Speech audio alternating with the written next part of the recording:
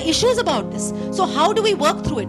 So we have to ensure that teachers have to learn to work harder in this. I know, because right now the mindset is, भाई 1:30 बजे हैं, हम घर जा रहे हैं. That is it. पैर बिल्कुल दहलीज पे है, वहां से निकल गए 1:30 बजे. Private schools में तो फिर भी there are a lot of stay back. But now it's not like this. Now how do we do it? You and I have to motivate our teachers. We have to motivate them. We have to create learning systems for them. So it's very important that we look at teacher empowerment. The essential elements for understanding: leadership for deep change, planning a team, resource, probably time and people. I don't know about money. How much money? I don't know. But the point I can make here is it's very important to plan teams. Within your own school, there must be teachers who work together for creating teaching modules. These teaching modules then have to permeate the consciousness of the other teachers. In my school, I have created 6 teams of 3 to 4 teachers. Every teacher doesn't have it. So put them into a team so they will learn. We have to create these little tight teams of teachers from nursery all the way up to class 10, where they can work with you, brainstorm with you. Some of them may have computers, some of them may have a facility in their home, how they can help you. But we have to motivate these teams to work through this planning system. Time is something we have to give. There's a lot of time element. I believe that in RTE, it's written that 45 periods should be given to teachers. I think you're aware of this. So if we think that CCE can be implemented without extra periods, it's not possible. Changes in the environment impacting rights perspective to education. How do I deal with child abuse? How do I deal with corporal punishment? What are the issues? Is there a committee formed in my school? So now this whole business of rights also has started. I always feel now, right now what is happening is there are so many rights that have come up for children, but what is their duty? In a school like mine, there are children who will come with a uniform, not come with a uniform, and it's very difficult because at any point of time, the parent will come the next morning and say, you traumatized my child. You said this to my child, he's under trauma, he's under depression. And you start wondering, how can you deal with it? Because the way things are going, at any point of time, any child can do anything. And it will be traced back to you. That you said this, or you said that, or your teacher said this, and nobody bothers what the teacher said. It always stops at the principal, that you did not look into the teacher. So we have to also visualize what is our alternative to corporal punishment. We can't say, oh, this is a bad thing, what are we going to do? We also have to look, how do we deal with issues where children are indisciplined? Can we convert it into a challenge? And can we use this as a method by which we can look at even CCE and value structure?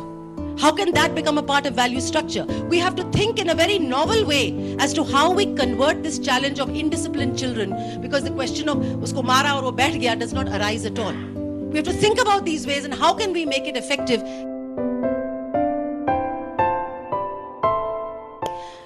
I talked to you about the changing demographics, how across the survey things were changing so much. Our teachers have to do 2 types of teaching. One is information teaching and one is conceptual teaching. Let's talk about this. Information age, the age we were supposed to have left behind, is sequential, literal, functional, textual, analytic. This is how we've been doing it. But we have to look at sequential and simultaneous. Now, how do we look at that? How do we look at sequential, simultaneous, together, which is interdisciplinary? How do we do it when we teach about rice? Because in CCE, it is said very clearly, you must try to connect it with real life situations. You must also try to connect it with other human lives and sociological situations. When our child leaves rice on his plate, does he remember that farmer in Pantnagar who is standing in this much water with leeches in his legs, giving him that rice? Are we teaching him at different layered levels? When a child leaves the electricity on, if there is electricity, if the child leaves electricity on, does he remember the coal miner in Dhanbad who has swallowed so much coal that at 32 years age, he is dead? Do our children understand the interdependence of life when we teach? I would like you to do an experiment with your teacher. You tell your teacher, कि आप अपने classroom में जाइए और उससे पहले you write your objective behind your paper. That after this lesson, What do you think your children should have learnt?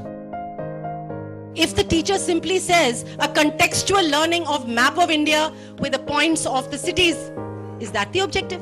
But that used to be the objective, no? If it was multiplication tables, it was only multiplication tables, it was nothing else.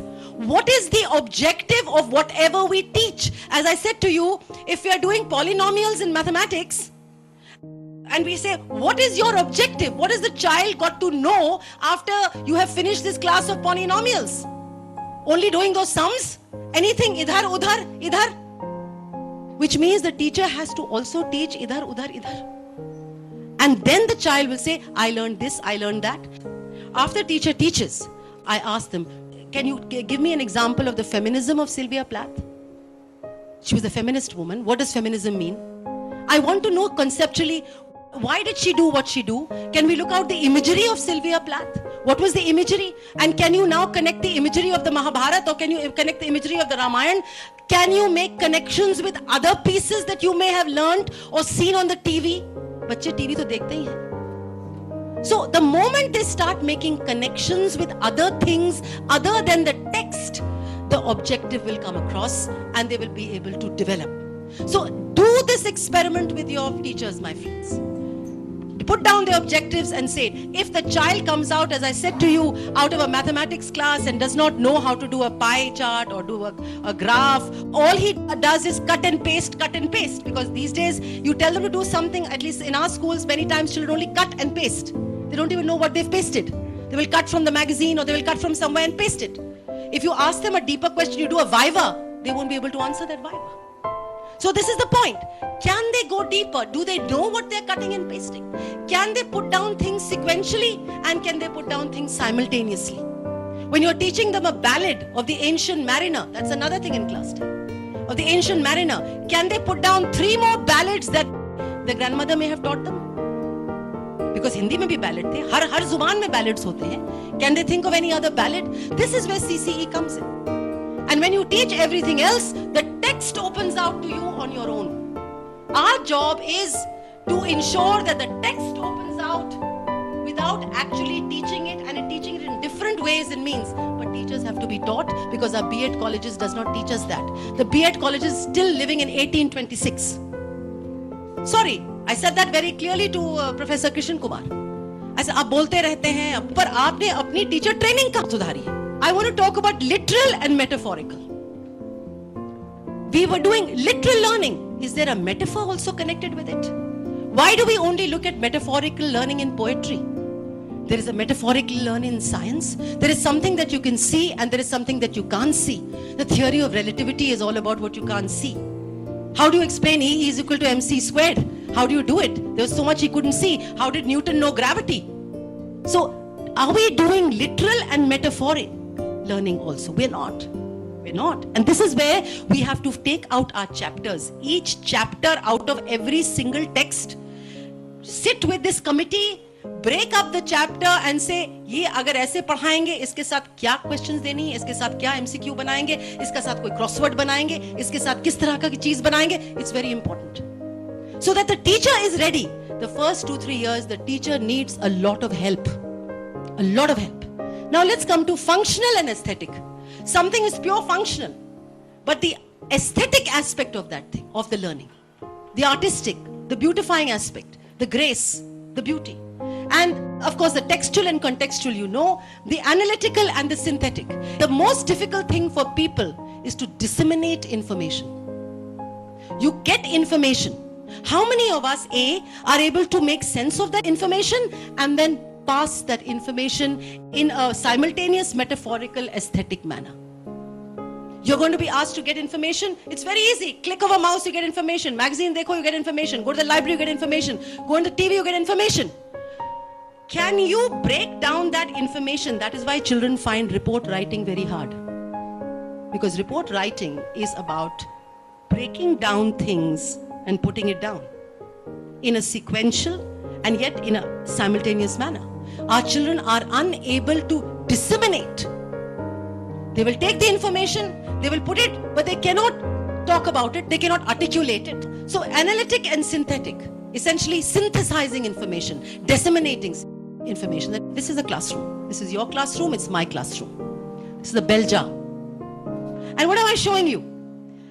Basically, you and I have to deal with this group, this whole group. Children are in this group, the innovators. I'm sure even you have 5 children like that. This is the group, and we're talking about a group that is less learning inclined and have lower social mobility. And the late majority, a group that is below average inclination towards learning and adopt innovation only when forced. Now we have to deal with CCE in a classroom where you please add up 13.5 and 16, you add this up, basically it comes into 96 or 98% of children we have to deal with. That is the kind of groups that we have to deal with, and we have to deal with them in different ways. Because every child has to learn at his own pace. So what do? I've divided my classroom into groups. Children who can cope with a much better concept get much tougher kind of MCQs. Children who are middle level but then what does it mean? It means teachers have to work harder. It means one teacher has to make 3 papers. ये आपको लाना है. Because you see, if I'm Amita, I cannot be you, because for the simple reason that I do not have your skills and abilities. My experience is not his. My background is not his. How can I be him? So how can a child be another child? He cannot. So you have to actually make that child understand at his or her own pace. Now everybody says, इसका क्या मतलब है? इसका मतलब है that we have to look at the content. You talk about high order thinking skills, then talk about middle level thinking skills, talk about lesser level thinking skills.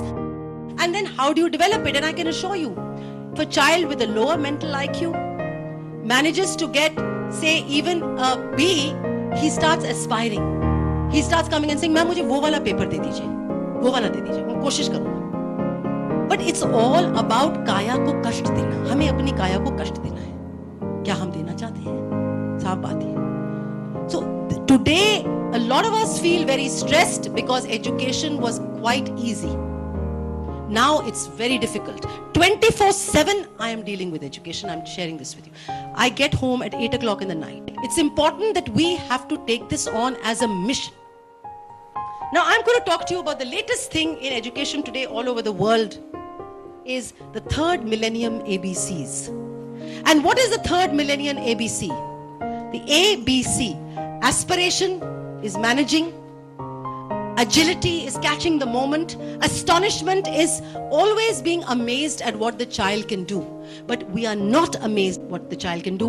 All the time we say, इसको कुछ नहीं आ रहा है. इसको कुछ नहीं आता है. We do not bring in the wow factor into the child's life. In fact, all the time we are saying, तुमने पता नहीं क्यों यार मैथ्स लिए, तुम्हें कभी नहीं आने वाली. I know it. Sorry, आपको तो आती है. Blockers.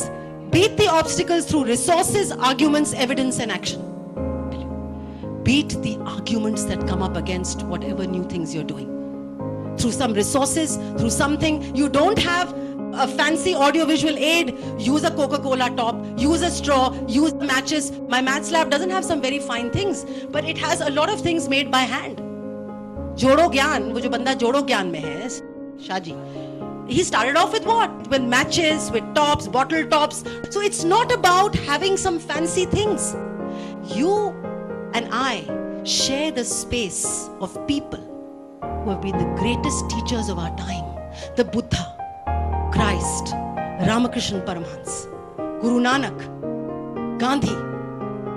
They were some of the greatest teachers of our times, and they never used books, blackboards. They never had registers. You must have registers. And yet, they changed the lives of billions of people with just love and belief in the other. You believe in your child, my friends. You make your child visible. Every child wants to be visible. If you make your child visible, you have won. We say, where do we have the time to make children visible? I have 80 kids. Where is the visibility? But for whatever it takes, I remember when I was teaching in school long ago, when there were many kids, मैं हाथों पे उनके नाम लिखती थी, याद रखती थी. He's got a round face, so he must be like the Buddha. I used to try to remember their names, because I'll tell you one thing: people are people because of other people.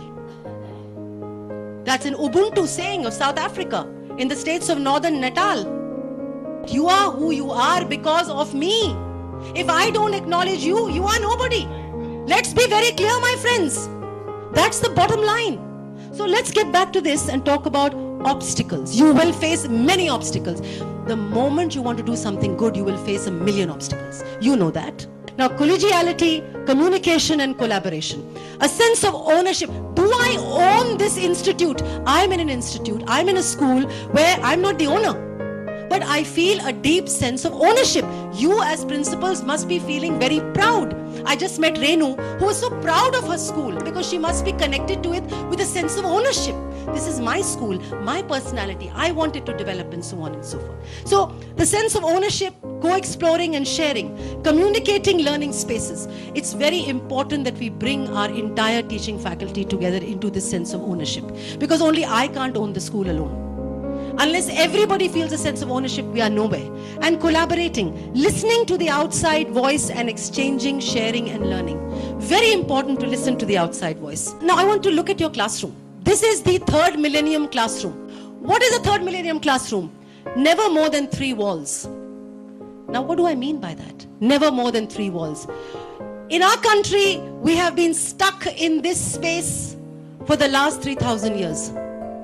You know, it's very interesting. If you get into a time machine and you go back to 1800s and then you travel from that time machine back to 2011 and you travel in a hospital, do you know the kind of changes you will find? The hospital space has really changed in our country. Yes or no? But the blackboard remains the same. We are trapped in these 4 walls. There is nothing. I remember I went to Korea once. You enter the classroom, you feel that it's transparent. When the lecture started, she just touches the wall and the wall keeps coming alive with what she's teaching.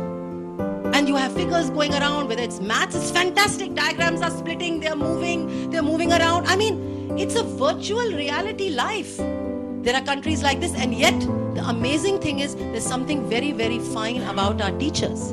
Because even without all this fancy stuff, we are teaching. Now, if in our teachers' hands we had all this, imagine where we'd be. Imagine where it'd be. So I think we have to move towards a more bigger leap towards education. So never more than 3 walls actually means, can we have an open classroom? Metaphorically. But metaphorically, can we create a classroom which necessarily is not blocked classroom? No fewer than 3 points of focus. The same thing I said. If you're teaching a subject, let it have at least 3 points of focus into something other than the context that you are teaching. Other than that. If you're teaching rainfall, let it be connected with something else. Something to do with crops, something to do with floods, something to do with drought, something to do with sociology, and talk about how rainfall patterns have changed across the world. Something to do with history, how complete civilizations got wiped out because of rain and floods.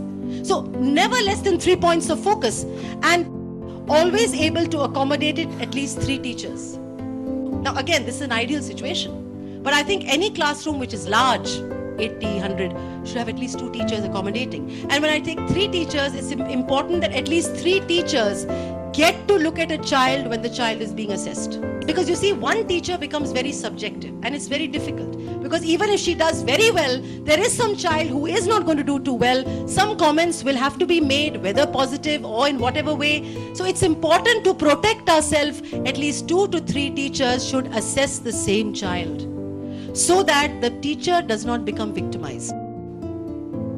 My friends, at the end of the day, teachers are the single source of differentiation in a school. We need to manage their aspirations. We need to create opportunities. Continuous learning has to be fostered. And handling non-performers, high performers, and managing our stakeholders is what I've told you about. So welcome to the first day of school. Teachers are not supposed to look like this, but actually, metaphorically, I always tell my primary teachers that when the little babies are coming to school on the first day, ye tumhari shakal hoti hogi, because they are crying, but you're not really crying. And this is the principle. This is you and me saying, I expect you all to be independent, innovative, critical thinkers who will do exactly as I say. So friends, I always believed in Gandhi and said, be the change, but listen to this. People do not resist change. They resist being changed. But they will if they can see the value of change. You and I are the change makers who have to show them the value of change. The value. I want to end with the last little story of Leonardo. 80 feet in the Sistine Chapel in Rome. In a Sistine Chapel. And he was lying down that scaffolding, and he was 80 years old. He had arthritis. His hands were twisted. And he was lying over there and he was painting the Sistine Chapel. It was a huge thing. And he would sit there for 16 hours, 18 hours and paint. Old man. और जब उतारते थे उस ज़माने में, I'm talking about the 1700s and so on, where scaffolding and it's cold and there was no heating. And when he would come down, one guy said to him, "Hey Leonardo, why do you do this? Why do you do this?" And he said, "The pain passes, but the beauty remains." So my friends, right now we may be thinking this whole business of education and reforms is painful. But the beauty that will come out of it will be amazing, because our children will be ready to take on the world, take on the universe in 2020. And that's why you and I are here, for that purpose. Thank you and namaskar. Thank you very much.